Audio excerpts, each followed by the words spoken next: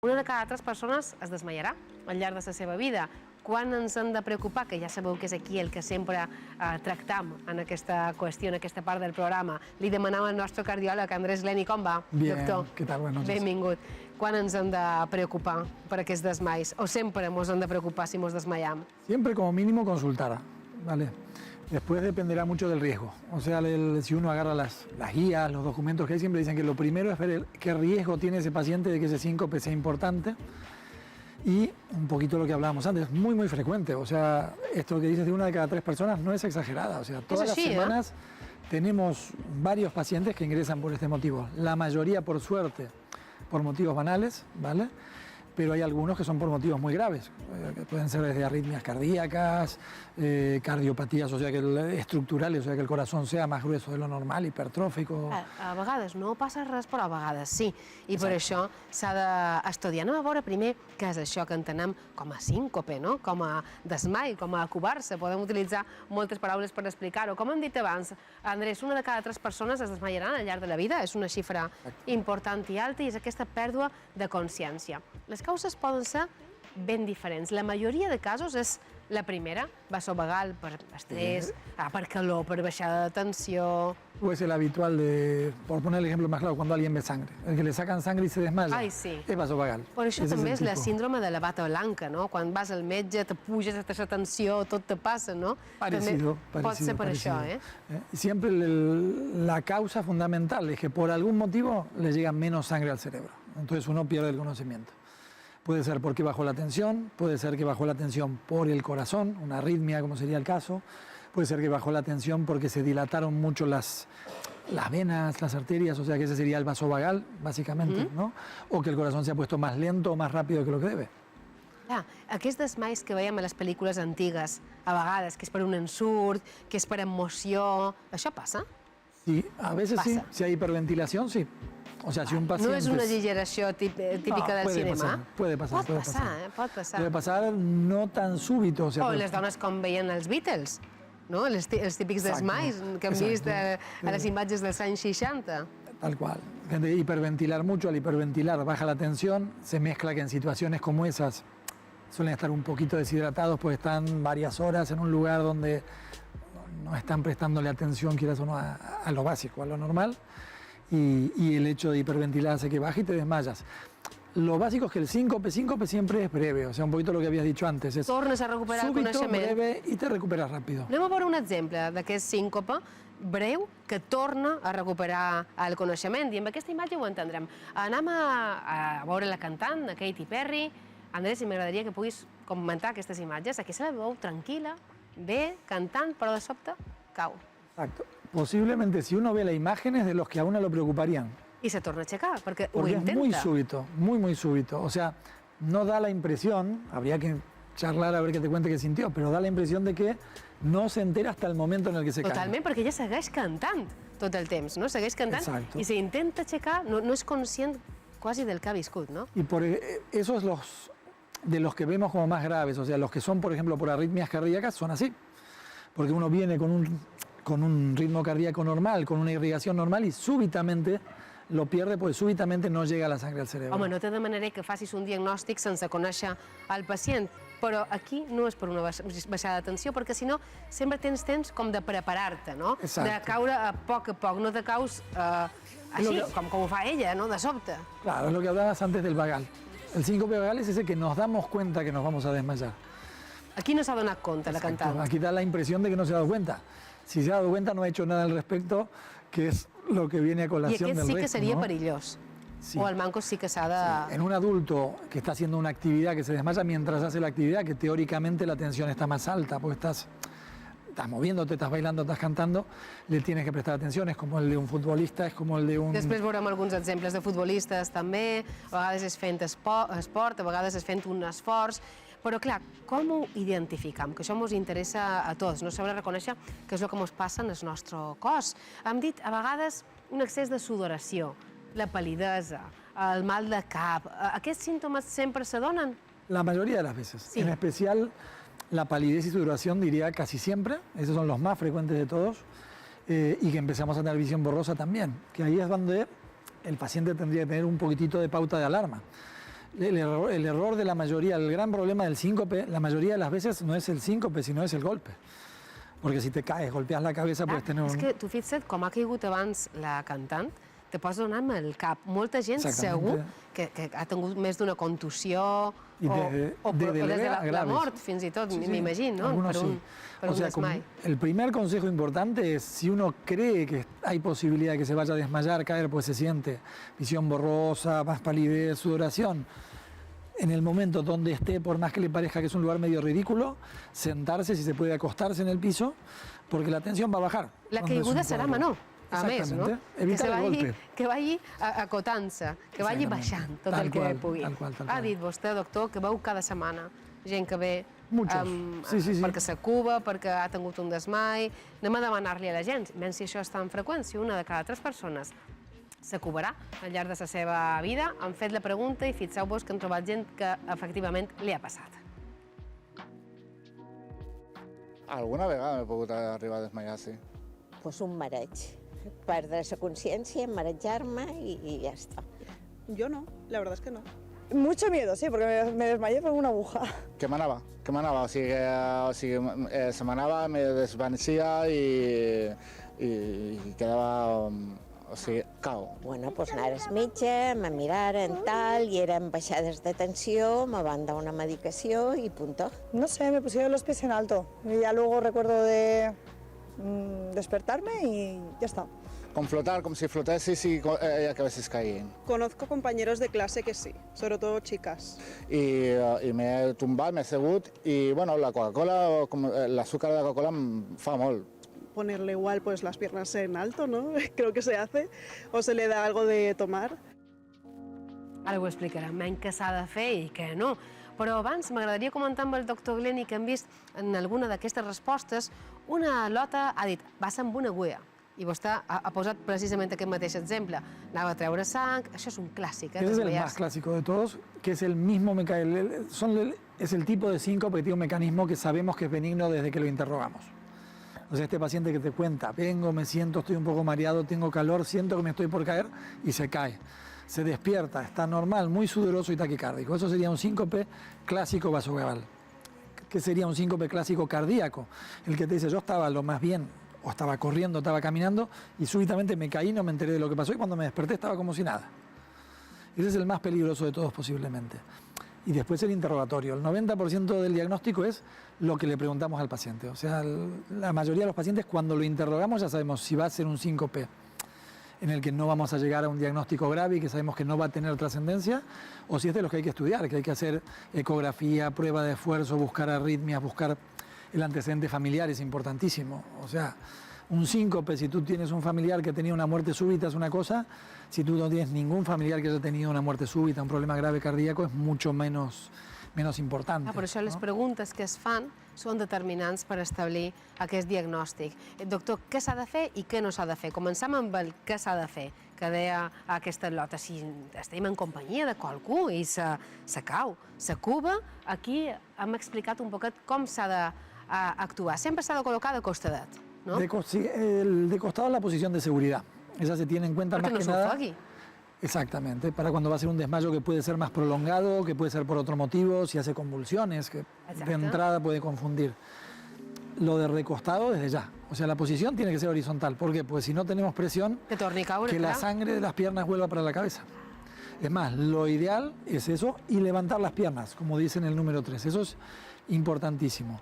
Y tener en cuenta que estos síncopes benignos, o sea, que cumplen con la definición de síncopes, son cortos. ¿Cuán dura, més o manco? Normalmente segundos, al paciente le pueden parecer minutos. El que te lo cuenta te va a decir unos minutos. Horas, siempre, seguro, exacto. Le parece eterno y el que lo está atendiendo más, pobre. Pero siempre suelen ser escasos segundos. El mayor problema es cuando lo quieren parar.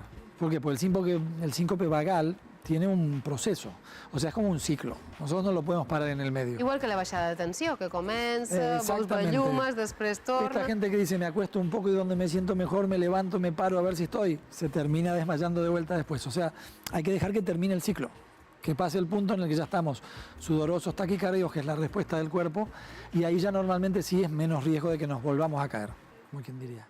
¿Vale?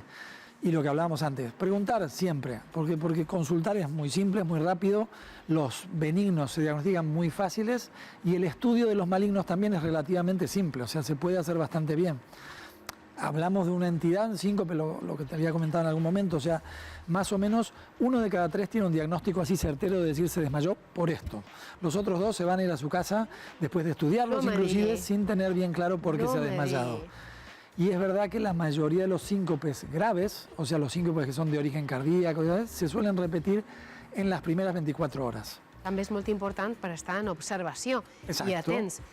Doctor, hem explicat com s'ha d'actuar, però també es pot confondre, per exemple, amb una baixada de tensió, amb una lipotímia, que també tenim, o una lipotímia seria també un síncope. ¿Cómo ho encaixem? Puede ser una variedad de síncope también. Quizás es una palabra un poco más coloquial, ¿no?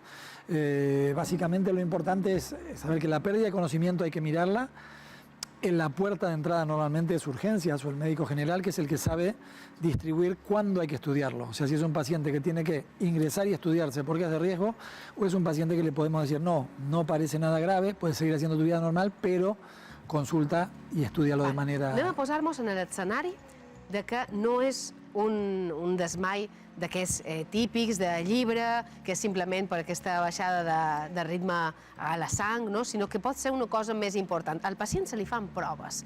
Una d'aquestes seria el Holter, que tenim el vídeo per saber què és exactament això del Holter. A vegades veiem gent que du precisament aquest aparatet. Per què serveix el Holter? Es un aparato muy simple, la verdad.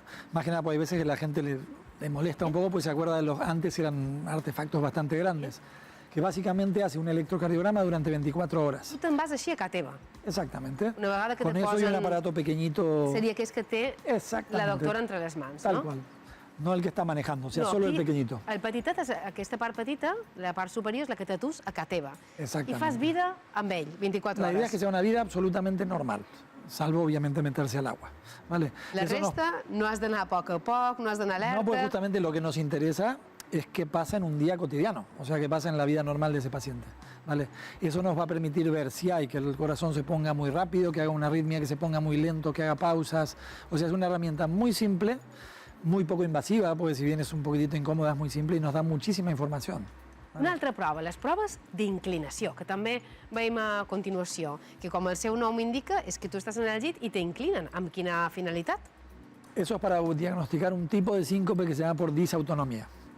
Es muy habitual en gente más bien joven, es más raro encontrarlo en gente mayor. Normalmente, con el tiempo, de hecho incluso gente que se lo diagnosticas, al principio lo tienes que tratar y luego ya no. La base es que cuando un paciente cambia de postura, los reflejos que hacen que mantengamos la tensión, que son el mantener la vasoconstricción por un lado y la taquicardia por otro lado, tienen que tener determinada forma normal. O sea, que subir una determinada cantidad las pulsaciones y subir un poquito la tensión. I això només es sap si s'inclina el pacient. No sé, companys, si podem recuperar alguns exemples més de gent que s'acuba, de celebritats, d'esportistes, que segur que amb alguna d'aquestes imatges podem explicar si és com el que hem vist abans. Fixeu-vos, un programa de televisió. I aquí sí que sembla que se dona compte, aquesta presentadora. El cantant Marilyn Manson a un concert, també, se torna a aixecar, igual que l'exemple d'abans, d'anar Katy Perry, concursants del Got Talent anglès, igual, doctor, desmais importants, Aquest, de fet, va ser una caiguda, i el cantant Justin Bieber, que no és la primera vegada que li passa, de fet. Igual, fíjate, los tres tienen imágenes muy distintas. O sea, al principio hasta podía ser más psicógeno. Después hay gente que no se desmaya, que se tira. Que de hecho me ha pasado en urgencia atender gente que diga, yo me desmayo fácil, mire, y se tiró y le dije no. Aquí també, en directe, a un programa de televisió, igual, cauen sense quasi donar-se compte del que està passant. Igual, concerts, excés de sudoració, un esforç, són desmais molt diferents un dels altres. M'imagino que cada un tindria un diagnòstic diferent, no? Muy probablemente. Seguro que había que interrogarlos primero. Algunos pintan ya... Però el dels esportistes, el que vostè feia referència, a què es preocupa? Exacto. Este es el tipo de desmayo que nos preocupa porque puede ser de cardiopatías que no son de las más fáciles de diagnosticar, o sea, pueden pasar bastante desapercibidas y que son potencialmente mortales. ¿vale? O sea, son ejemplos más claros, son el jugador de fútbol hace poquito, Eriksen, el Kun Agüero, que también jugó al fútbol hasta que un día él no llegó a desmayarse, tuvo lo que se llama un presíncope, que es cuando tienes todo lo mismo pero sin llegar a perder el conocimiento. Y que también fue por una arritmia. Es un paciente que le han tenido que poner un desfibrilador, o sea, un aparato que hace lo mismo que el choque eléctrico que vemos en las películas y esto, pero desde adentro, ¿vale? Entonces, ese que sucede en especial durante el ejercicio, más que nada para no intranquilizar a las madres y padres cuando sus hijos se desmayan después del ejercicio. És durant l'exercici, El durante es el que más és més peligroso. preocupant. El de después lo miramos, lo estudiamos. Clar, perquè té que veure igual amb la tensió després. Suele ser una bajada de tensión, o sea, en especial en chicos, en gente joven, tienen mucho tono vagal. Eso quiere decir que las variaciones son mucho más rápidas. O sea que si alguien viene haciendo un esfuerzo muy, muy, muy intenso y súbitamente para ese de esfuerzo, pasa de tener 170 de tensión a de golpe tener 80, por ejemplo, o 60, y se desmaya. Ese es el de los chicos de después del deporte, que es el que preocupa un poco menos. El que, en cambio, mientras está haciendo el deporte se desmaya, es el que hay que mirarlo. Davant els dubtes, sobretot consultar-ho, veritat, fer-se proves en cas de que sigui necessari, com les que hem explicat abans. Doctor, jo li deix alliberat, que sé que hi ha un partit que li interessa, com argentí que és vostre, perquè ho pugui gaudir. Moltíssimes gràcies per atendre'ns, com sempre. Quan manquen 10 minuts per les 8 de Zona Baixa, no deixant de banda la salut, però parlam ara d'un tema totalment diferent, de morenes, d'hemorroides, una afecció molt freqüent, sobretot després del part. I fixeu-vos, ens demanem si paga la pena operar-les. I ens feim aquesta pregunta precisament per aquest tuit, aquesta fotografia, perdó, a Instagram, que va publicar la influencer Laura Escanes. Ella va ser intervinguda després del part i aquí el que ens explica és que realment no li va servir de res aquesta operació, perquè mesos després li han tornat a sortir i es demana a ella mateixa si realment convé operar-se si temps després les morenes tornen a sortir. Ens fem aquesta pregunta, o millor dit, li traslladam aquesta qüestió a la doctora Esmeralda Rubio, que és metgessa especialista en digestiu i gastroenterologia de Juanera. Doctora, com va? Benvinguda. Li faig la pregunta així directament. Convé operar-se de morenes si total després tornen a sortir en molts de casos? Hola, muy buenas tardes. Pues hombre, lo primero decir que no siempre tienen por qué volver a salir. Hay algunas veces. Las hemorroides suelen salir fundamentalmente por estreñimiento. Es la causa más frecuente de hemorroides. Claro, si tú te operas pero no solucionas el problema de base, que es el estreñimiento, pueden volver a salir. O si te vuelves a quedar embarazada y tienes partos después, hay situaciones en las que efectivamente pueden volver a salir. Però si és per estrenyiment o si un ha de tenir més fills, la resposta és que no convé operar-se. No en ese momento, porque claro, si no solucionas el problema de base te van a volver a salir, salvo que sean muy grandes, provoquen muchísimo sangrado, sean demasiado molestas. En esos casos a lo mejor no hay otra solución que operar, pero siempre solucionando de base el problema del estreñimiento o el problema de base que las están causando. Otras causas de las hemorroides son, por ejemplo, el alcohol, algunos antiinflamatorios como el ibuprofeno. Luego, por ejemplo, las sustancias picantes provocan que se exacerben las hemorroides. Entonces, hay que tener en cuenta que tanto el estreñimiento hay que tenerlo controlado como evitar esas sustancias tipo alcohol, picante y antiinflamatorios fundamentalmente. Hi ha una solució definitiva per a aquesta afecció que és tan freqüent i afecta sobretot a una gran part de la població? Hi ha solució definitiva o només pal·liatius? No, definitiva que no vuelvan a salir no existe. No, Todo depende del paciente controle. Claro, muchas veces, sin llegar a operar, pero controlando estos factores de riesgo que estamos comentando, podemos llevarlas con bastante tranquil·litat. No haría falta incluso llegar a operar. A vegades l'estrès té a veure, doctora, perquè sempre s'associa una etapa dolenta, una etapa agitada amb les hemorroides, amb les morenes, perdó.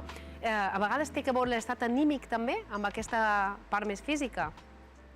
Hombre, el estado anímico quizá aquí con las hemorroides nos interfiere menos, pero sí que provoca que si estás más nervioso, bebas más alcohol o que estés más fácil, por ejemplo, para estar más espabilado. Indirectamente puede ser, pero directamente el estrés con las hemorroides no. Sí que es verdad que, por ejemplo, el café provoca también, es vasodilatador, igual que el café es bueno para el estreñimiento, porque mucha gente se ayuda del café para ir al baño, empeora las hemorroides. Ja la darrera pregunta. Si no fan mal, però a vegades són molt evidents o són molt grosses, s'han d'operar, s'han de llevar? En general no, muchas veces incluso en las colonoscopias las vemos que son muy voluminosas, pero si no sangran demasiado, sangrados estamos hablando de que provoquen una anemia muy importante, que pueden picar, pueden doler, o todo junto.